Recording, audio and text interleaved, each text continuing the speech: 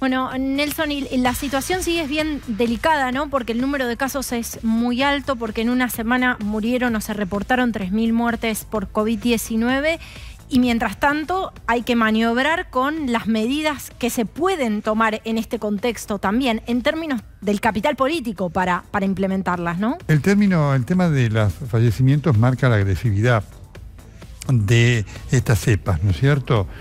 Fíjate vos que son fallecimientos que superan los que habíamos tenido el año pasado. Hoy tuvimos 17.000 casos, pero representan un 25%. ¿No? Seguimos, vos lo mencionaste antes, con una irregularidad del testeo. La impresión es que la curva se ha estabilizado, esto es una cosa buena, pero en una meseta alta. Una meseta alta significa que los casos graves son numerosos y significa que los fallecimientos van a seguir siendo altos. A este paso, la Argentina necesitaría, para estar dentro del ideal, hay que recordar, estar menos del 10%.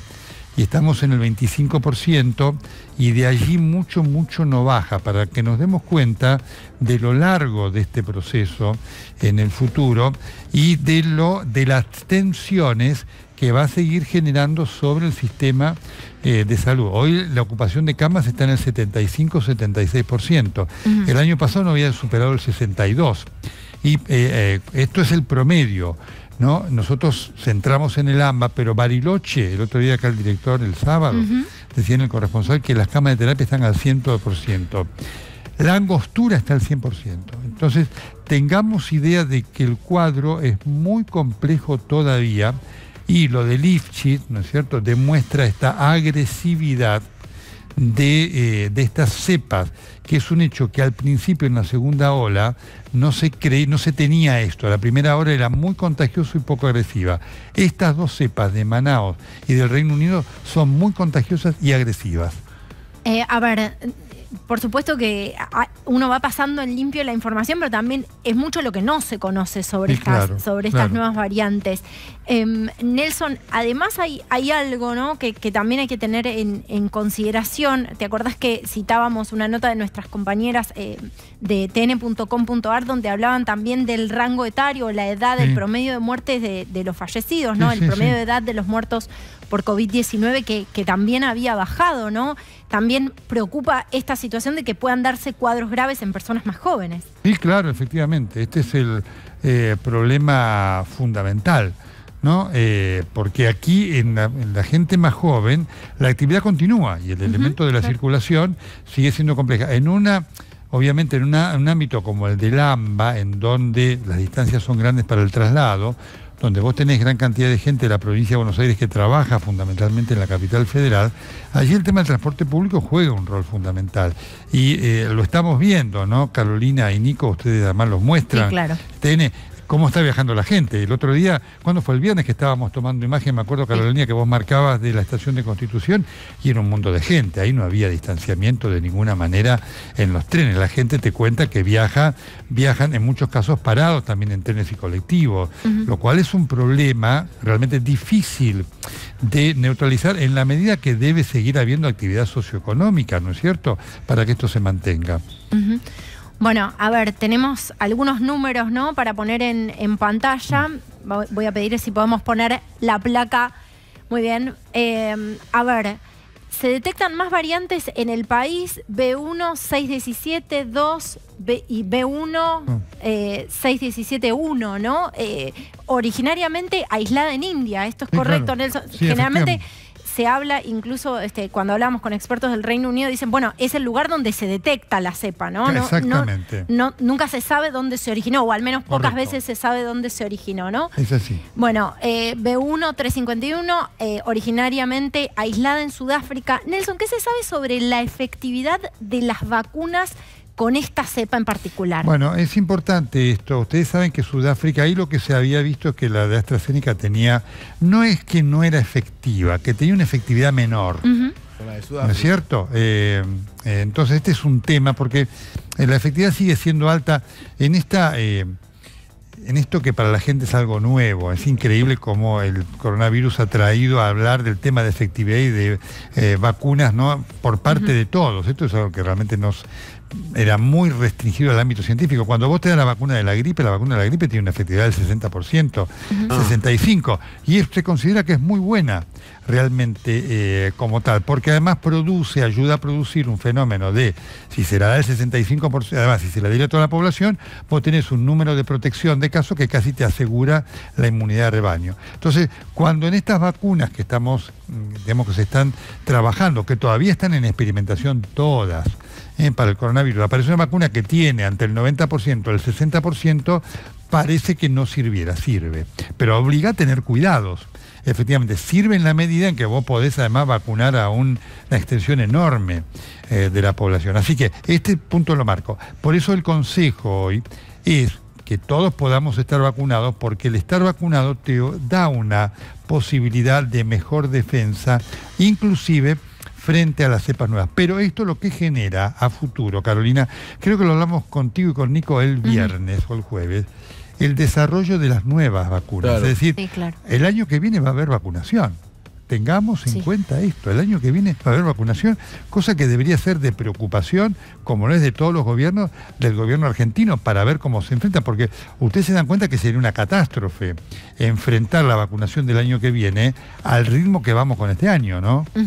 Bueno, y en medio de todo esto, el proceso también de experimentación, entiendo, Nelson, o de las pruebas que se están realizando, la investigación en torno a la CureVac, ¿no? Así es. Que es otra vacuna sobre la cual hay mucha expectativa. Lo comentábamos la semana pasada, pero me parecía que valía la pena volver a preguntarte por eso, ¿no? Por supuesto, hay como por lo menos una veintena de vacunas, Carolina, experimentándose. Hay, por ejemplo, una muy interesante que es la Novavax, ¿no?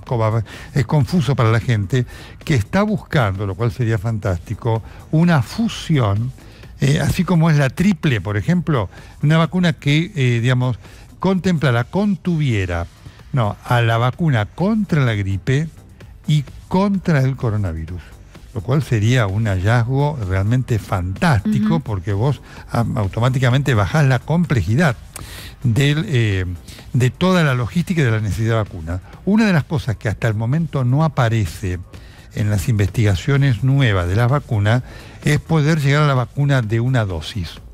Esto hasta el momento que la ha logrado es Janssen. Están ahí en Pfizer trabajando en esto, pero digamos hasta el momento esto no se ha logrado. Otra de las líneas además de investigación, porque hay todo un tema, Carolina, con la población por debajo de los 16 años. Pfizer ya está trabajando con, vacunas para chicos de entre 12 y 16 años y en otro caso de entre 5 a 12 años. Para que vos veas la monumentalidad de la investigación, es decir, no se ha terminado de investigar una vacuna y se está investigando porque efectivamente todo lo que está ocurriendo este año ha tirado abajo lo que algunos pensaban el año pasado, Carolina. Algunos pensaban el año pasado que se descubre la vacuna y se solucionó el problema. Se descubre la vacuna y este virus genera un desafío permanente con estas variaciones que dan pie a incógnitas aún no respondidas y que exigen investigaciones ahora para decir, bueno, ojo, tenemos que ver qué pasa con esta cepa, ojo, tenemos que ver qué pasa con esta variante, tenemos que ver cuánto dura esto. Hay un montón de preguntas que todavía no están respondidas. Muy bien, y hablábamos recién de los datos, ¿no? Los datos que tienen que ver con la cantidad de muertos que se registran, y es importante establecer esta diferenciación, ¿no?, entre el registro de las muertes, porque a veces hay un desfasaje en esto, ¿no? No son muertes que se dieron a veces precisamente en esos días, sino que se reportaron en esos días. Las muertes por COVID en una semana, 3.078 en la Argentina, ¿no? La Argentina sí alcanzó realmente un número muy alto. Toda muerte es una tragedia, pero realmente son números muy altos, y las muertes desde el inicio de la pandemia, 67.325. A ver, Nelson, hablábamos y yo te lo preguntaba, bueno, las muertes según el último reporte, 496, te lo preguntaba la semana pasada porque había algunos cálculos, ¿no? Y algunos modelos matemáticos que hablaban de la posibilidad de que el pico de la segunda ola ya haya pasado. ¿Cuál es tu mirada sobre esto? Yo creo que es prematuro decirlo todavía, Carolina. Los números de la semana que pasó y esta son un poco menores a los que se había tenido hace 2 o 3 semanas, pero no son extraordinariamente menores. Estamos en una meseta alta como fue la del pico, porque los porcentajes, hoy tenemos 25% de porcentaje, siguen siendo altos, así que yo creo que hemos llegado, digamos, tal vez a lo más alto, pero se está manteniendo, ¿no es cierto? Por ende no sabemos además con el advenimiento del invierno y la lentitud de la vacuna, qué es lo que pueda pasar. Ahí hay un factor, Carolina, novedoso que pesa. Afortunadamente hasta ahora, el otoño, viste que ha sido muy benigno. Eso ayuda mucho. Eso ayuda mucho porque, impide el encierro, digamos, permite que uno pueda mantener ventilado los ambientes en donde vive, y eso es un elemento muy importante, ¿no? Pero hay que estar atento porque el año pasado se dedicó mucho tiempo a predecir un pico que llegó cuando tenía que llegar. ¿Te acordás que primero se dijo en mayo, después en junio? Finalmente, eso lo sabés ex post. Lo subimos en septiembre. Yo diría que lo que se ha producido sí es una estabilización en cuanto al crecimiento, pero es una estabilización alta para lo que es la realidad argentina y para las exigencias del sistema de salud de la Argentina. Eso hay que tenerlo muy en cuenta. Bueno, en breve te voy a preguntar justamente por el nivel de ocupación de las unidades de terapia intensiva, pero quiero preguntarte, Nelson, porque hubo algo que fue muy escandaloso en los últimos días, ¿no? Que tiene que ver con este laboratorio que realizaba los hisopados en el aeropuerto de Ezeiza, la PAX, ¿no? Y las 2 monotributistas y todo esto misterioso, ¿no? De un laboratorio sin experiencia en análisis clínicos con una operación tan sensible como es realizar los testeos allí en la principal puerta de entrada al país. Pero lo que me pregunto, Nelson, porque además se duda en algunos casos y se está analizando, bueno, cómo es posible que el test haya arrojado resultados en 1/3 del tiempo en el que tendría que haberlo hecho, es si no entraron muchos casos positivos en medio de eso, ¿no? Bueno, esto es lo que te iba a decir. Que no fueron aislados, ¿no? Seguro, Carolina. Esto explica muchas cosas. Debería haber, yo no lo... si está, no lo leí. Debería haber un análisis del porcentaje de positividad durante el tiempo que esta empresa estuvo ahí enfrente. Eso es un elemento clave que, por supuesto, ya no tiene efecto sanitario concreto, ¿no es cierto? Pero ahí ha estado abierto, un agujero negro, pero tremendo, ¿no es cierto? Hoy me preguntaban, bueno, ¿y cómo pudo haber entrado la cepa de la India? Bueno, obvio. Con ese nivel de control entró de todo en la República Argentina. Carolina, no tengas ningún tipo de duda que seguramente fue un elemento muy nocivo en todo este periodo, del cual no tenemos idea y lamentablemente no vamos a tener nunca idea, ¿no? Porque obviamente lo que no se registró se perdió, pero ahí hubo una puerta de entrada fenomenal en un momento en el cual la Argentina necesitaba restricciones importantes porque la circulación con el exterior era realmente fuerte y efectivamente, ¿no es cierto? Las cepas venían en ese momento desde afuera. Bueno, Nelson, y en medio de todo esto, segunda ola de fiestas clandestinas. Mira.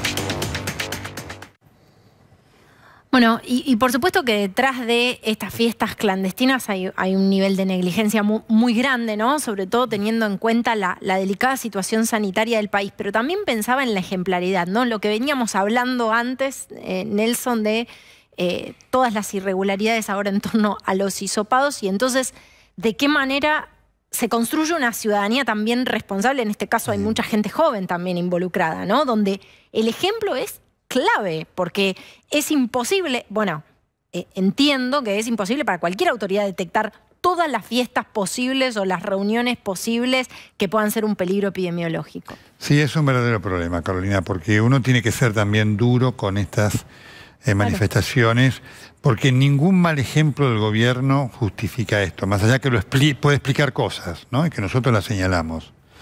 Pero hay que insistir sobre todo frente a los jóvenes que obviamente están pasando un proceso psicológico difícil, realmente cuando hablas con ellos vos te das cuenta.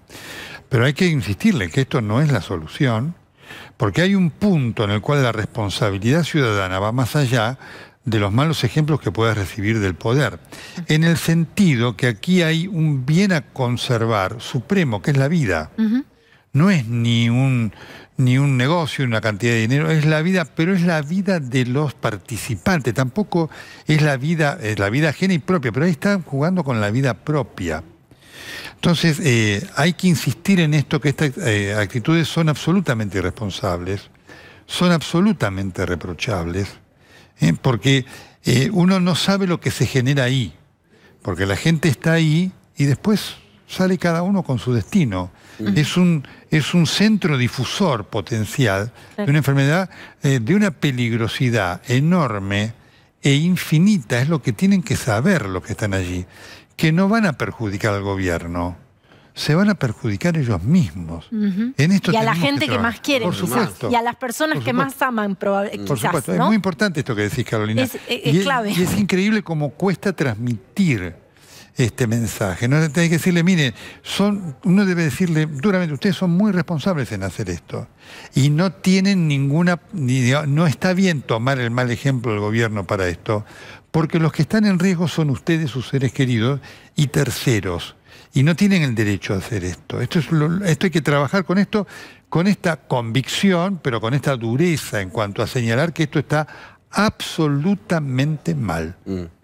¿Nico? No, que también en eso hay que tener en cuenta que hay, como de estos encuentros clandestinos, entre comillas, hay los que hace, digamos, la gente particular, como uno que hubo en un cante este fin de semana, y cuando llegó la policía bonaerense la gente se escapó por la cancha de tenis corriendo, y lo que pasó en Tucumán, ¿no? Que hay una diferencia donde un concejal, entiendo que hizo un casamiento, un festejo para 400 personas. Por supuesto. Ahí, aunque sea un concejal, no sea como un funcionario, digamos, de más alto rango, hay una diferenciación. Absolutamente. O sea, es un funcionario público que está habilitando una fiesta de 400 personas, casi un recital de una banda media, digamos. No, por supuesto, forma parte de este absurdo de la Argentina y de esto que recién Carolina mencionaba. Vos, por parte del poder, no tenés un solo ejemplo bueno. El otro día lo veíamos al presidente de la República, digamos, en Ensenada, con todos juntos, lo veíamos con la gente de la Secretaría, todos juntos. No tenés un ejemplo bueno, entonces es un problema, porque vos tenés que decirle a la gente, miren, no podemos confiar en los ejemplos del poder. El poder no da hoy ningún ejemplo bueno. Efectivamente incita a lo contrario. Tenemos que entonces transmitirle a la gente, miren, por eso el presidente de la República, cuando dice A, la gente dice, ¿y vos qué haces? Entonces hay que decirle a la gente, miren, no, olvídense de eso. Cuídense ustedes y cuiden a los otros. No esperen de este gobierno ejemplo, porque este gobierno no puede dar ejemplo de nada. Sí, pero yo pensaba también, cuanto más a disgusto quizás una persona está con su dirigencia, más tiene la oportunidad de ejercer buena ciudadanía, ¿no? Como para ratificar esos valores que en definitiva tienen que ver con la solidaridad, con el cuidado personal y con el cuidado del otro, ¿no? Y me parece que para los jóvenes el mensaje es claro, ¿no? Está en juego la vida de gente que podés amar, ¿no? Sí. Por supuesto que nadie lo hace pensando en eso, nadie quiere que se enferme ni su abuela, ni su padre, ni alguien que pueda tener una comorbilidad a su alrededor, pero en esa irresponsabilidad está ese riesgo, ¿no? Así es. No, y además hay un delito, ¿no? Una vez se contrae el COVID, pero esto tiene que ser consciente la persona de ser COVID positivo, sí, porque pasó con un chico, ¿no? En su momento, ¿se acuerdan? Sí, sabiendo que era COVID positivo porque había ido a una fiesta, terminó contagiando a familiares que murieron, y hay un artículo del Código Penal con penas muy fuertes. La verdad que eso también, ¿no? Estamos viendo la fiesta clandestina, bueno, varias, ¿no? Veíamos recién la del country, que increíblemente según las autoridades, 400 personas salieron corriendo por la cancha de tenis. Cuando tendrían que haber salido corriendo porque tal vez estaba el virus ahí. ¿Sabés lo que pensaba también? ¿Sabés lo que pensaba también, Nico? Y vos por ahí tenés información. ¿Cuántos también efectivos de seguridad están abocados o cuántos personas trabajando en el Estado abocados a desbaratar esto? Y pensar también, ¿no?, en el flagelo de la inseguridad y en que esas personas no están abocadas quizás al cuidado de la ciudadanía en lugares donde realmente se necesite mucho, porque la gente se siente totalmente desprotegida, Nico. No, sí, además están desbordando. Obviamente, si en la provincia de Buenos Aires no da abasto a la policía por espesores o variables diferentes, ¿no? Por omisión o por que la gran mayoría hace un buen trabajo, ¿no? La policía, y no llega a combatir el crimen. Imagínate los llamados que hay, porque hay un teléfono, el 134, para que se hagan denuncias vecinos sobre otros vecinos que supuestamente no están cumpliendo con las normas. Que es riesgoso porque la verdad que quién sabe si el otro está cumpliendo o no, ¿no? Entonces es muy complicado atender a todos esos llamados, me dicen las autoridades, ¿no? Porque tal vez haya vendetas o realmente un vecino cree que el otro no está cumpliendo y está cumpliendo con las normas. Pero te agrego otro ejemplo más. A ver. Del poder al revés. El gran caos de tránsito de hace 2 sábados, cuando se podía circular durante la mañana, ¿no?, en la capital federal, por los controles que se hicieron en la Panamericana, en el acceso oeste, se generaron esas colas de 12 kilómetros, por lo menos una. Y después, como decíamos el viernes, lo que habían dicho los funcionarios de la provincia de Buenos Aires, de que al otro día iba a haber controles, y al otro día no hubo controles. Entonces, de golpe, cuando se puede y nadie te dice nada, saliste en auto y te comiste 12 kilómetros de cola, perdón, cuando podés circular legalmente. Y después te avisan que al otro día va a haber controles en un horario en que podés circular y después no hay controles. Y ahí es cuando entonces la próxima, ¿a quién le creo? Sí. Cuando me dicen que va a haber controles, cuando no me dicen que va a haber controles, es complicado. Sobre este punto que decís, y retomo, me parece una charla que tuvimos días atrás cuando hablábamos de los controles, Nelson, ¿te acordás que teníamos el testimonio de Julio Bárbaro? Y que hablábamos también de la importancia de explicar el porqué de las medidas, de que no hubiera esta arbitrariedad de sí, te controlo o te entorpezco porque sí, porque puedo, porque por la razón que fuera, ¿no?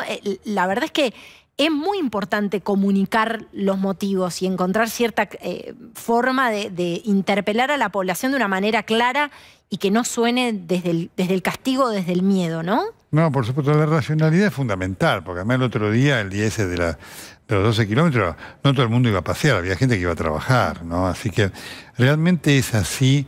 Y esto se ha perdido, lamentablemente, Carolina, esto se ha perdido y ese es un problema para el largo camino que todavía queda de la pandemia, porque cuando vos perdés racionalidad, entonces vos ya no crees nada de lo que te dice la autoridad y haces lo que querés.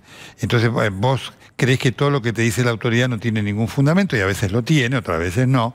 Y entonces entramos ahí en un verdadero problema. Y después la gente, por supuesto, ve lo que se dice con la realidad, porque muchos de los que querían pasar ese día decían, pero yo estoy trabajando, yo no estoy paseando, pero a mí la norma me dijo esto, ¿por qué yo debería denunciar entonces a Bernie por no estar cumpliendo la norma? Fíjate vos, ¿no? Realmente, ¿no? En este mundo al revés.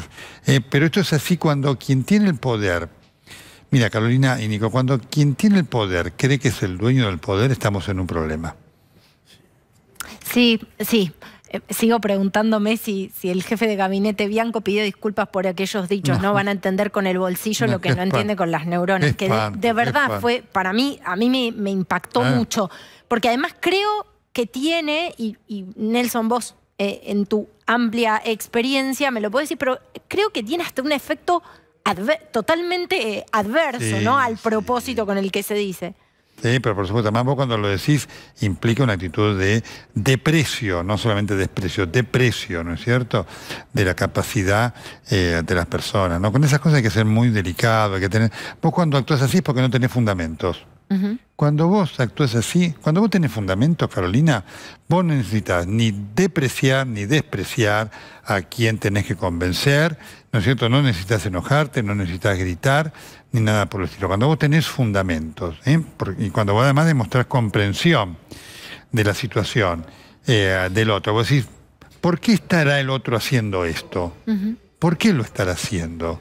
¿No? Entonces cuando vos te lo preguntás, decís, bueno, alguna razón tendrá. Vamos a tratar de buscar la razón para ver cómo lo convencemos de que no lo haga más. Pero bueno, eso lleva, digamos, tiempo, esfuerzo, dedicación, humildad, y te repito, y bajar al llano,